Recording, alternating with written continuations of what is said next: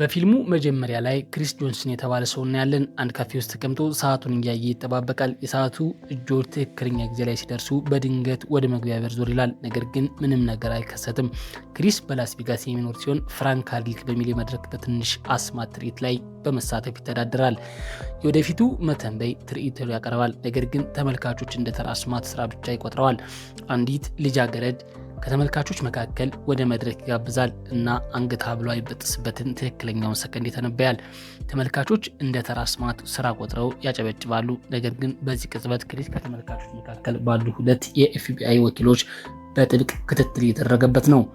ክሪስ ከትርኢቶቹ ውጭ ባለው ትርፍ ጊዜ በካሲኖ ውስጥ ይጫወታል። ተሰጥኦን በመጠቀም አነስተኛ ወረዶች ያደርጋል እና ጥቂት ገንዘብ ያሸንፋል። ዋናው ደንቡ ትልቅ ድልና ትልቅ ሽልማት አለማስመዝገብ ነው። ተጨማሪ ትኩረት አይፈልግም። ቢሆንም ግን በሮይቦል የሚመራው የካሲኖ ደህንነት ክፍል በክትትል ካሜራ አማካኝነት የክሪስን ጨዋታ በቅርብ ይከታተላል። የዚህ ተጫዋች ባህሪ የሆነ የሚጠራጠር ነገር እንዳለው ይሰማቸዋል። ከዚህም የክፍሉ ኃላፊ የጸጥታ ሰራተኞችን ወደ ክሪስ ጠረጴዛ ይጠራቸዋል። እሱ ይህንን አስቀድሞ በመተንበይ ቺፓቹን ለመቀየር ወደ ገንዘብ መቀበያ ያመራል። በመንገዱ ላይ የወደፊት ጊዜ ፍንጭ ለጥቂት ሰከንዶች ያህል። ከጥቂት ሰከንዶች በኋላ አንድ ዘራፊ ወደ ገንዘብ ያዥዋ ተጠግቶ ሁለት ሰራተኞች እንደሚተኩሱባቸው ይረዳል። የታጠቀው ሰው የሚመጣበትን ቅጽበት ክሪስ ወደ ገንዘብ ያዥዋ ይጠጋል። ዘራፊው ሽጉጡን ሲያነጣጠር ክሪስ በመብረቅ ፍጥነት መሳሪያውን ነጥቆ በቁጥጥር ስር ያውለዋል። አደጋው ከተቀለበሰ። ሆኖም የካሲኖ ጸጥታ ሰራተኞች ምን እንደተፈጠረ አልገባቸውም። ክሪስ ሽጉጥ ይዞ ብቻ ስላዩት ያባሩታል። እሱን ለመያዝ ሁሉም የጸጥታ ክፍሎች ይሰማራሉ። ችሎታውን በመጠቀም ጠባቂዎቹን በቀላሉ ያመልጣቸዋል። ደግሞም እያንዳንዱ እንቅስቃሴው 2 ደቂቃ ቀድሞ ስለሚያይ እንደ መንፈስ በመካከላቸው ያልፋል።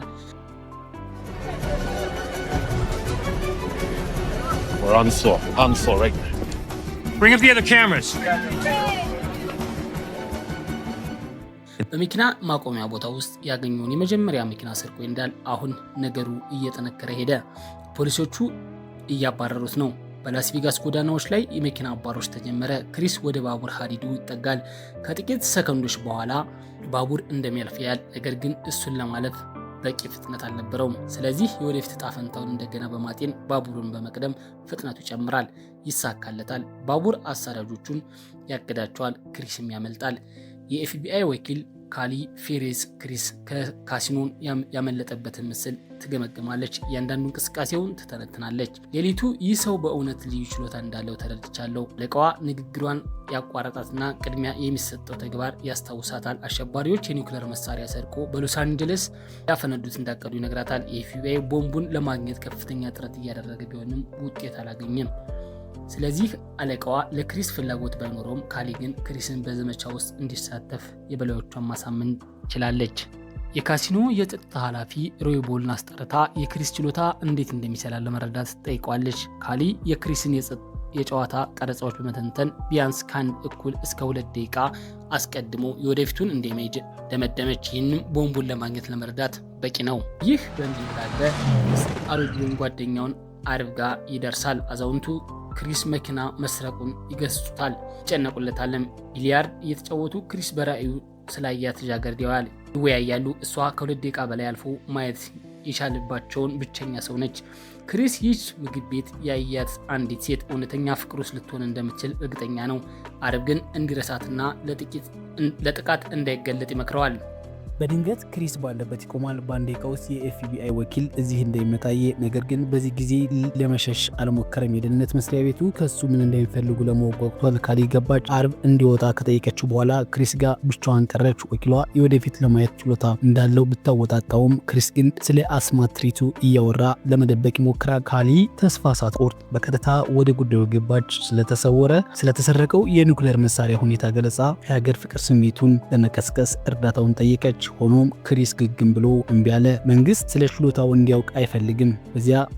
ከዚያም ካሊ ወደ ማስፈራራት ተቀየረች። ስለተሰረቀው መኪናና ስለሌሎቹ የህግ ጥሰቶች አስታወሰችው። ስምምነት ብታቀርብለትም ክሪስ ግን አቋሙን አልቀየረም። እምቢ ባለበት ቅጽበት ታጠቁ የኤፍቢአይ ወኪሎች ወደ ክፍሉ ሰብረው ገቡ። ክሪስን ከበቡት። ነገር ግን ጊዜው በድንገት ወደ ኋላ ተመለሰ። ክሪስ ይህንን የወደፊት ሁኔታ አስቀድሞ እየተመለከተው ነበር። በፍጥነት በጓሮ በር አምልጦ ሄደ። ካሊ ወደ ቢሊያርድ ክፍል ስትገባ ብቻውን ቢሊያርድ የሚጫወተውን አረብን ብቻ አገኘች። ወኪሏ ለጥቂት ሰከንዶች ብቻ እንደፈረደባት በብስጭት ተረዳች። ሮይ ቦል በመኪና ማቆሚያ ቦታ ወደ መኪናው እያመራ ነው። ሁለት እንግዳ ሰዎች መንገዱን ዘጉት። ጨዋታ ኮሚሽን ሰራተኞች ነን በማለት ስለ ክሪስ ጆንሰን ጠየቁት። ሮይ ቦል ምንም እንደማያውቅ ተናገረ። እዚህ ሰዎች ያለምንም ማመንታት ሁለቱንም ጉልበቶች ተኩሰው መሬት ላይ ጣሉት። ቢላዋ በጉሮሮ ላይ በማስቀመጥ ስለ ነብዩ ወይም ክሪስ ሁሉንም ነገር ካልነገራቸው እንደሚገድሉት ዛቱበት። ያልተለመደ ችሎታ ያለው ሰው በቅዳቸው ላይ እንቅፋት ሊሆን እንደሚችል ያውቃሉ። ሮይ ቦል በህመሙ እየተሰቃየ የሚያውቀውን ሁሉ ዘረገፈ። ክሪስ እንደገና እዚያው የመንገድ ዳር ምግብ ቤት ተቀምጦ መጠጥ እየጠጣ ሰዓቱን ይመለከታል። በዚያ ጊዜ ስለ ሰዓቱ እርግጠኛ ነው። በሩ ተከፈተና በራእዩ ያያት ያችው ልጃገረድ ገባች። ባለበት በፈዘዘው ክሪስ አጠገብ አልፋ ጠረጴዛ ላይ ተቀመጠች። ቀርቦ አብሮ ለመቀመጥ ፍቃድ ጠየቃት። ልጃገረዲቱ ግን በቸልታ ተቃወመች። ክሪስ ችሎታውን ተጠቅሞ ራሱን ለማስተዋወቅ ትክክለኛውን ቃላት ለመፈለግ ብዙ የወደፊት አማራጮች ደጋግሞ ሞከረ። ጊዜው ደጋግሞ ወደኋላ ይመለሳል። እሱም የተለየ አቀራረብ ይሞክራል። ምንም አልሰራለትም። ልጃገረዲቱ ለንግግር ፍላጎት እንደሌላት ግልጽ ነው። ከዚያም ነጭ ልብስ የለበሰ ሰው ወደ ምግብ ቤት ገባ። ልጃገረዲቱ ሊዝ ብለው ጠራትና ጠረጴዛው ላይ ተቀመጠ። የቀድሞ ፍቅረኛዋ ኬንዲል መሆኑ ታወቀ። ሁለተኛ እድል እንዲሰጠው ጠየቃት። ሊዝ ግን ፍቃደኛ አልሆነችም። ኬንዲል ድምፁን ከፍ ማድረግ እጇን በኃይል በመያዝ ጀመረ። ክሪስ ጣልቃ ገባ። የቀድሞ ፍቅረኛዋ ክሪስ ለመምታት ቢሞክርም ክሪስ ግን ጡንቻዎቹን ከማረፋቸው በሰከንዶች በፊት ስለሚያቸው በቀላሉ ያመልጣል። አጋጣሚውን ተጠቅሞ ክሪስ ቀላል የሳንቲም አስማት በማሳየት ራሱን ለሊዝ ያስተዋውቃል። ልጃገረዲቱ ግን አልተደነቀችም። ክሪስ ይህ አማራጭ እንደማይሰራ ይረዳል። ጊዜውም እንደገና ወደኋላ ይመልሳል። ሁሉም ነገር በዚያው መንገድ ይደገማል። ነገር ግን በዚያ ጊዜ ክሪስ ሆን ብሎ የኬንድልን ጡንቻ ይቀበላል። ሰውየው ፊቱን ይመታዋል። ይህ ዘዴ ሰራ። ሊዝ የቀድሞ ፍቅረኛዋን አባራ ክሪስ እንዲነሳ ትረዳዋለች። ጠረጴዛዋ ላይ አብረው እንዲቀመጥም ተጋብዘዋለች። ክሪስ መኪና እንድትሰረቀበትና ኢንዲያን ሪዘርቬሽን መድረስ እንዳለበት ነው ይነግራታል። ሊዝም ወደዚያው እያመራች ነበር። በዚህ አካባቢ በሚገኝ ትምህርት ቤት ውስጥ ታስተምራለች። ልጃገረዲቱ በነፃ እንድትረዳው ተስማማች። መኪና ውስጥ ገብተው ጉዞ ጀመሩ። ጥንዶቹ በግራንድ ካንየን ውብ መልክዓ ምድር ውስጥ እየተጓዙ ነው። ክሪስ መገናኘታቸውን እንደ ጣፈንታ በመቁጠር ጨዋታ ይጀምራል። ሊዝ ግን የእሱን የፍቅር ስሜት አትጋራም። ጥንቃቄ በተሞላበት ሁኔታ ዝምታን ትመርጣለች። ሌላ በኩል ካሊና አጋሯ ካቫና ምግብ ቤቱን ሰራተኞች ይጠይቃሉ። አስተናጋጁ ጥንዶቹ ወዴት እንደሄዱ ትነግራቸዋለች። ካቫና የሮይ ቦልን ግድያ ለካሊ ያሳውቃታል። ጉሮሮውን ታርዶ ተገድሎ ተገኝቷል። አሸባሪዎቹ ክሪስን እያደኑት መሆኑ ግልጽ ሆነ። በቀዳቸው ላይ እንቅፋት ከመሆኑ በፊት ሊያስወግዱት ይፈልጋሉ። ከንግግሩ በኋላ የተወሰኑ ሰዎች የኒውክሌር መሳሪያ ያለባቸው ኮንቴነሮችን ወደ ወደብ ሲያወርዱ ይታያል። ክሪስ ፍለጋ የካሲኖን ኃላፊ የገደሉትን እነዚህ ሰዎች ናቸው። ቆየት ብሎ ክሪስና ሊዝ ወደ አንዲያና መንደር ሲደርሱ ይታያል። ልጃገረዲቱ ለተማሪዋ ወይም ለአካባቢው ልጅ የልደት ስጦታ ይዛለች። ክሪስም እንዲሁ ዝም ብሎ አልተቀመጠም። ድንጋይን ወደ ትንሽ አሻንጉሊት በመቀየር ለልጁ አስማት አሳየው። ሕፃኑ በጣም ተደሰተ። ሊዝም ለእሱ ያላትን አመለካከት እየተቀየረ እየቀረበችው መጣች። ምሽቱ ላይ በዝናብ መንገድ ላይ እያነዱ ነው። ሊዝ በክሪስ ትከሻ ላይ ተኝታለች። ከፊት ለፊት ግን መንገዱ ተዘግቷል። ዶፍ ዝናብ መንገዱ ላይ ስላለባቸው ማለፍ የማይቻል ነበር። ወደኋላ ተመልሰው አቅራቢያው የሚገኝ መንገድ ዳር ሆቴል ለማረፍ ተገደዱ። የኤፍቢአይ ወኪሎች የሊዝን መኪና በትራፊክ ካሜራዎች አማካኝነት ያገኙታል። ካሊ ወዲያውኑ ካቫና ወደያዘበት ቦታ እንዲያመራ አዘዘች። ነቢዩን ለመያዝ እድል አግኝተዋል። እንዶቹ ካሊፍ ሃንገር በሚባል ሆቴል ውስጥ ክፍል ተከራዩ። ክፍል ውስጥ አንድ አልጋ ብቻ ነው ያለው። ክሪስ ጨዋም በመሆን በመኪና ውስጥ እንደሚያደር ይነግራታል። ሊዝ ተቃውሞ ባታቀርብም በረዥሙ ተነፍሳለች። መተኛት ስላልቻለች ተነስታ በመስኮት ትመለከታለች።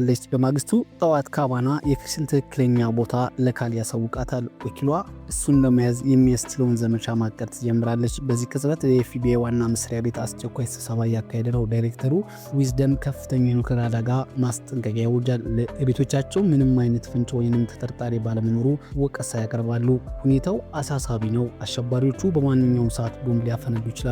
ካሊ ጣልቃ በመግባት የክሪስ ጆንሰንን ለመያዝ የሚያስችል ቡድን እንዲመደብላት ጠይቃለች። ቦምቡን ለማግኘት የሚረዳው እሱ ብቻ እንደሆነ እርግጠኛ ነች። ዳይሬክተር ይስማማል። ኤፍቢአይ ሁሉንም ኃይል ያንቀሳቀሳል። አሸባሪዎቹ የኤፍቢአይን እንቅስቃሴ እየተከታተሉ ነው። መመሪያዎቹ ስሚዝ የካሊንን ቡድን ለመከተል ይወስናል። ነቢዩን ካገኙ አሸባሪዎቹ ቀድሞ በመድረስ ይገድሉታል። በማግስቱ ጠዋት ክሪስ ሊዝን ሌላ አስማት ያሳያታል። የወረቀት አበባን ወደ እውነተኛ ጽጌረዳ በመቀየር ይሰጣታል። ይህም በመጨረሻ የልጃገረዲቱን ልብ ያቀልጠዋል። ሊዝ የክሪስን እንዲስማት ትፈቅድለታለች። ወደ ክፍሉ በመግባት አብረው ጊዜ ያሳልፋሉ። ጥንዶቹ ወኪሎቹ በጨዋታ ተጠምደው ሳለ የኤፍቢአይ ወኪሎች የመያዝ እቅዳቸውን እንዲያጠናቅቁ ነው። ካሊ ክሪስን በተለመደ መንገድ ማጥመድ እንደሚቻል ትረዳለች። ምክንያቱ እያንዳንዱ እንቅስቃሴ 2 ደቂቃ ቀድሞ ስለሜ ሁልጊዜ ያመልጣቸዋል። ስለዚህ አዲስ መንገድ አስፈለጋቸው። ሊዝን ለመጠቀም ወሰኑ። ልጃገረዲቱ ለገበያ ወደ ደብር ስታመራ ካሊ መንገድ ላይ ታስቆማታለች። ወኪሏ የኤፍቢአይን መታወቂያዋን አሳይታ አብራት እንድትሄድ ትጋብዛታለች። ሊዝ በድንጋጤ ውስጥ ነች። ካሊ ክሪስን ሽጉጥ ይዞ የሚታይበትን የካሊኖ ካሜራ ምስል ታሳያታለች። ወኪሏ ልጃገረዲቱን አብራ ያለውን ሰው አደገኛ ወንጀለኛ የአእምሮ በሽተኛ እንደሆነ ታሳምናታለች። ከህግ ለማምለጥ እንደተጠቀመባትም ይነገራታል። ካሊ በሰሊዝን ግልጽ መመሪያ ሰጣታለች። ክሪስ ገላውን ታጥቦ ከወጣ ከ2 ደቂቃ በኋላ በትክክል እንቅልፍ ክኒን ሊታጠጣ ይገባል። በ2 ደቂቃ ውስጥ አደጋ ውስጥ ቀድሞ ለማየት ጊዜ አይኖረውም። ሊዝ ግራ ተጋብታ ነገር ግን በትክክለኛ መንገድ ላይ እንዳለች በማመን ተስማማች። ሊዝ ወደ ክፍሉ ተመልሳ ክሪስ ገላውን እንዲታጠብ ትልከዋለች። የኤፍቢአይ ወኪሎች በሆቴሉ ዙሪያ ቦታቸውን ይዘዋል። ምልክቱን ለመጠበቅ ሰዓታቸውን ይመለከታሉ። ነገር ግን እዚህ ያሉት እነሱ ብቻ አይደሉም። ኮረብታው ላይ አሸባሪዎች በስናይፐር መነጽር የሆቴሉ መግቢያ እየተከታተሉ ነው። ተኳሹ ባገኘ የመጀመሪያ አጋጣሚ ነቢዩ እንዲገድል ትዕዛዝ ደርሶታል። ሊዝ የውሃ ብርጭቆ አዘጋጀች። የእንቅልፍ ክኒኑን ጨመረችበት። ክሪስ ገላውን ታጥቦ ብርጭቆውን ልታቀብለው ስትል በመጨረሻም ቅጽበት ግን ልቧ አልፈቀደላትም። አስቆመችውና መላውን የኤፍቢአይ እቅዳቸውን ዘረገፈችለት። ሊዝ በእውነት የምትወደው ሰው መክዳት አልቻለችም። ክሪስ አልተገረመም፣ ምክንያቱም ይህ የወደፊት ሁኔታ እንደሚከሰት አስቀድሞ አይቶታል። ለታማኝነቷ መስግኖ ስጦታውን ወይም ችሎታውን ነገራት። ንግግሩን ለማረጋገጥም ቲቪውን ከፍቶ ተናጋሪዎቹ የሚሉትን ቃል ገና ሳይናገሩ እኩል መናገር ጀመረ። ሊዝ አይኗን ማመን አቃታት። አመነችውም። ከዚያም የክሪስ ልጃገረዲቱ መመሪያ ያለበት ማስታወሻ ሰጣት። መሄድ እንዳለባት ነገር ግን ልትጠብቀው በእርግጠኝነት እንደሚያገኛት ነገራት። $10,000 ሰጥቷት ሊዝን ስሞ ከክፍል ወጣ። ካሊ እቅዱን እንደከሸፈ ተረዳች። ክሪስ ከሁለተኛ ፎቅ በቀጥታ ወደ ገደሉ ሲዘል ተመለከተች። ወኪሏ እሱን እያንዳንዱን ቡድን ላከች። ሊዝ በበኩሏ የክሪስን መመሪያ ተከተለች። መኪናዋ አስነስታ በነዳጅ መስጫው ላይ ድንጋይ በመጫን መኪናው ወደ ቁልቁለት እንዲወርድ አደረገች። መኪናው ከፍተኛ ፍጥነት በመሄድ የሞቴሉን ግዙፍ እንጨት ማስጌጫዎች ገጨ። ክሪስ በቁልቁለቱ እየሮጠ ነው። አሸባሪው ተኳሽ ቢተኩስን ክሪስ ግን የጥይት አቅጣጫ ቀድሞ ስላየው በቀላሉ ይሸሸዋል። ከዚያም ማስጌጫዎቹን እየገጨው የልጅ መኪና ከላይ መንከባለል ጀመረ። ግዙፍ እንጨት ወደ ታች ይወረወራል። ከዚያም ክሪስ መኪናውና ከሚወድቁት ፍርስራሾች እያመለጠ ነው። ከተራራው ግርጌ ካሊ በሽጉጥ እየጠበቀችው ነው። ወኪሏ መሳሪያዋን ወደ ክሪስ አነጣጠረች። በዚህ ቅጽበት ከላይ የተሰባበሩ ግዙፍ እንጨቶች መውረድ ጀመሩ። ካሊ ልትሞት እንደሆነ ተረዳ። ባለችበት ደረቀች። ክሪስ እጁን ይዞ ይህን ደህንነቱ የተጠበቀ ቦታ በትክክል እያሳየች ወደ ጎን ዘለሉና እንጨት አጠገባቸው አለፈ። ክሪስ የወኪሏን ሕይወት ያድናል። የኤፍቢአይ ግን በምስጋና ፋንታ ክሪስን በቁጥጥር ስር ያውለዋል። አስረውም ይወስዱታል። በዚያ ቅጽበት አሸባሪዎቹ ሊዝን ያግቷታል። ልጃገረዲቱ ለክሪስ አስፈላጊ መሆኗን ስለተረዱ አንድ ማጥመጃ ሊጠቀሙባት ወሰኑ። በሚቀጥለው ትዕይንት ክሪስ በኤፍቢአይ ዋና መስሪያ ቤት ወንበር ላይ ታስሮ ተቀምጦ የአይኑን እንዳይጨፍን በልዩ መቆንጠጫ ተይዟል። ካሊ ቀጥታ የዜና ስርጭት ያለበት ቴሌቪዥን ትከፍታለች። ሀሳቡ የክሪስ ወደፊት ዜናዎችን አይቶ የአሸባሪዎችን ጥቃት የት መቼ እንደሚፈጸም እንዲል ነው። ክሪስ ወደፊት ጊዜ ይጓዛል። በቀጥታ የዜና ስርጭት ላይ አስከፊ ምስል ይመለከታል። ሊዝ ፈንጂ ተጠምዶባት በአንድ ህንፃ ጣሪያ ላይ ቆማለች። ፍንዳታው ተከሰተ። ልጃገረዲቱ ሞተች። ክሪስ በጩኸት ወደ አሁን ጊዜ ተመለሰ። በዚህ መንገድ ለመስራት እምቢ አለ። ካሊ አልገባትም። ክሪስ ወዲያውኑ እንዲፈታ ጠየቀ። ወደ እስር ቤት ተዘዋወረ። ክሪስ ጠባቂዋ ሲጋራ ጠይቀው ስጦታውን በመጠቀም በደርዘን የሚቆጠሩ የማምለጫ መንገዶች ሞከረና ፍጹም የሆነውን አገኘ። በትክክለኛው ቅጽበት ክሪስ ጠባቂውን ጥሎ ከእስር ቤት ወጣ። ወደፊት እያየ በህንፃው ውስጥ ያሉት ወኪሎችን በሙሉ በቀላሉ አምልጦ ወደ ሎስ አንጀለስ ጎዳናዎች ወጣ። ክሪስ ሊዝን ለመርዳት ሮጠ። በኤፍቢአይ ቡድን ተከተለው። ወደፊት ባየው መሰረት ባለብዙ ፎቅ መኪና ማቆሚያ ጣሪያ ላይ ወጣ። ካሊ ወደ እሷ ቀረበች። በዚህ ጊዜ ክሪስ ከመደበኛ በተለየ ሙሉ 2 ሰዓት ቀድሞ ማየት ብሏል። የአሸባሪዎቹ ወጥመድ መሆኑን ተረድቷል። ክሪስ ለካሊ ስምምነት አቀረበላት። ሊዝን ካዳኑለት ቦምቡን ለማግኘት እንደሚረዳት ነገራት። ወኪሏ ተስማማች። ሌላ አማራጭ አልነበራቸውም። ክሪስ ምንም ሳይደብቅ ጣሪያው ላይ ወጣ። በአቅራቢያቸው ባለው ህንፃ ላይ አንድ አሸባሪ ተኳሽ አነጣጠረበት። ጥይት ተተኩሶ ክሪስ እንደተመታ በመምሰል ወደቀ። ተተኳሹ ያለንበትን ቦታ ያወቁት ወኪሎች ተኩስ ከፍተው መቱት። ክሪስ ደህና ሆኖ ተነሳ። ወደፊትም ደግሞ ማሻገሩ በማየት ሊዝን ይዞ የሚወጣው ቫን መኪና ቁጥር አወቀ። በዚህ ቅጽበት አሸባሪዎቹ ፈንጂ የተጠቀሙባት ልጃገረድ ወደ ቫኑ እየጫነ ነበር። ለክሪስ ማጥመዣ እንድትሆን ወደ ወደቡ እየወሰዷት ነው። ክሪስ ለኤፍቢአይ ቡድን መመሪያ መስጠት ጀመረች። መቼና የት እርምጃ መውሰድ እንዳለባቸው እየነገረ ዘመቻው በራሱ መርቷል። ጥቃቱ ተጀመረ። ቫን በተባለው ቦታ ላይ እንዲቆም ተደረገ። አሸባሪዎቹን ለማምለጥ ሞከሩ። በክሪስ ትዕዛዝ መሰረት ካሊ አነጣጠረ። መኪናው አጠገብ ያሉ የነዳጅ በርሜሎች አፈነዳቸው። በፈገግታቸው ምክንያት ቫኑ ተገለበጠ። ሚዝ ወጥታ ከወደቡ መጋዘኖች ውስጥ ተደበቀች። በክሪስ የሚመራው ቡድን እሷን ለመርዳት ሮጠ። ሆኖም አሸባሪዎቹ ቀድመው ልጃገረዲቱን አገኟት። ሊዝን ይዘው እንደ መደበቂያ ተጠቀሙባት። ወንበዴዎቹ ታጋቿን እንደ ጋሻ በመጠቀም ለማምለጥ ይሞክራሉ። ክሪስ ከቡድኑ ጋር በመሆን በአንድ ግዙፍ የነዳጅ ጫና መርከብ ላይ ያሳድራቸዋል። በተሰጥኦ በመጠቀም አሸባሪዎቹ የፈንጂውን ወጥመድ የት እንዳደረጉ ያያል። ቡድኑ በደህንነቱ የተጠበቀ መንገድ በመምራት በርካታ ቦምቦች እንዳይፈነዱ ያደርጋል። ከዚያም አንድ አስገራሚ ነገር ይከሰታል። ክሪስ ራሱን በርካታ ቦታዎች የከፈለ ይመስላል። ሊዝን ለመፈለግ በመቶዎች የሚቆጠሩ ወደፊት ሁኔታዎቹን በአንድ ጊዜ ያስሳል። መርከቧ ማዕዘናት ሁሉ ይሮጣል። ራስ በአንድ ጊዜ በብዙ ቦታዎች ያየዋል። ብዙ ክሪሶች መርከቧ ላይ በአንድ ጊዜ የሚሮጡ ይመስላሉ። በመጨረሻም ልጃገረዲቱ ያለችበት ቦታ ይገኛል። የኤፍቢአይ ቡድን በተኩሱ ልውውጥ በርካታ አሸባሪዎች ይደመሰሳሉ። የኤፍቢአይ ተዋጊዎች አንዱ ይሞታል። እሱም የካሊ አጋር ካቫና ነው። ወኪሏ በጓደኛው ሞት በጣም ታዝናለች። ክሪስ ቡድኑን ወደ መርከቡ የታችኛው ክፍል ያመራል።